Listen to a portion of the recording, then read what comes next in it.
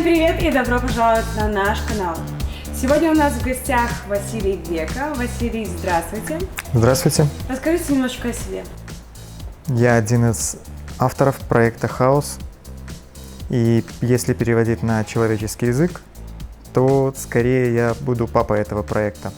Скажите, пожалуйста, как вообще появился этот проект и чья это была идея? Эта идея возникла в далеком 2011, может даже раньше, 2010 году. На тот момент мой старый партнер, светлая ему память, Игорь Тишин,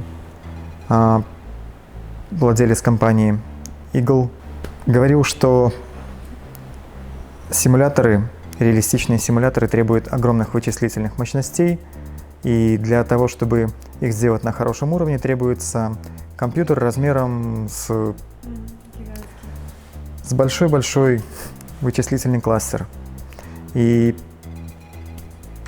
в споре, что называется, на слабо, возникла идея воссоздать симулятор, возможно, с какими-то компромиссами, то есть упрощенный, но приближенный к реальному. Достаточно быстро появились версии с какими-то, я точно помню, с какими двумя вертолетами. Это были К-50 и Apache. И потом по мере роста, по мере появления новых моделей, новых динамик полетов, идея приобретала все больше смысла и, скажем так, все больше недоверия к тому, что это возможно сделать на мобильных устройствах, исчезала, и появлялась уверенность, что да, это возможно сделать на хорошем уровне, и это мы. Будет ли новая игра улучшенной версии прошлой игры, или это будет абсолютно новая игра? Из старой игры мы всего лишь взяли концепцию.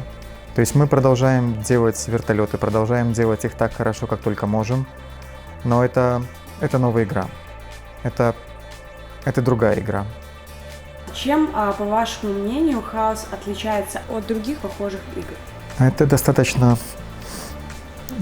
узкий жанр, назовем так. С одной стороны, это многопользовательские игры, как шутеры, где у тебя единственная задача доминировать в воздухе, пользуясь своими навыками пилота. Для нас это симулятор, это некий инструмент, который позволяет человеку получить новый опыт, который он в обычной жизни либо с большим трудом приобретает, либо хочет попробовать что-то приближенное к реальности.